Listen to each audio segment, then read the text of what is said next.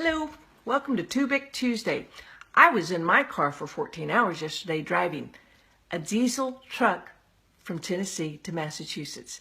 And I can tell you, I had a lot of time to think about what I'm going to talk about for Too Big Tuesday. Mostly what I thought about was that in 1 week, this election's going to be over. This circus of an election is going to end, and I bet another circus will start. So I've prayed in my car, and I'm like, Lord, what's the right thing to do in this election? Is it to sit here and tell you what candidate you should vote for? And since I've never really been an activist with politics, I've never liked denominational politics, church politics, or national politics, because I don't see the best in people in those situations. I see the worst. I see a lot of people who don't know how to be angry and sin not, and they're very zealous. And I feel the Lord reminded me yesterday about a verse in Joshua chapter 5 where he goes out for the battle of Jericho, which the Lord had already said, I'm going to give you Jericho. So he knew that he was going to take the city. And he goes out and he sees a warrior standing there with a sword. And Joshua says, hey, whose side are you on, friend or foe? And the angel says, neither. I'm on the Lord's side. And I think that for this last week, it is so important.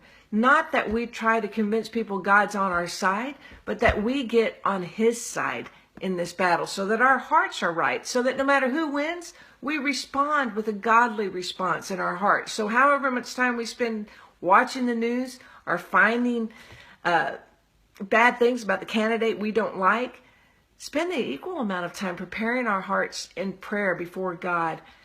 Before the Civil War, everyone thought God was on their side. And Christian families from both the North and the South sent their kids to die on battlefields because they felt God was on their side. I don't think God's ever interested in picking sides for humans. I think God's always interested in us getting on his side. And the only way that we can do that is prayerfully. And so could I just encourage you as we go into this next final week to pray as much as you do anything else so that when that day comes, your heart will be right. I'm going to try to do it, and we'll just stay accountable to each other because it's time that we got on God's side. Final thought, in 1857, a guy by the name of Jeremiah Lanphier started a little prayer meeting in New York City at noon and called people to prayer because the country was moving into the time of the Civil War. It was very divided.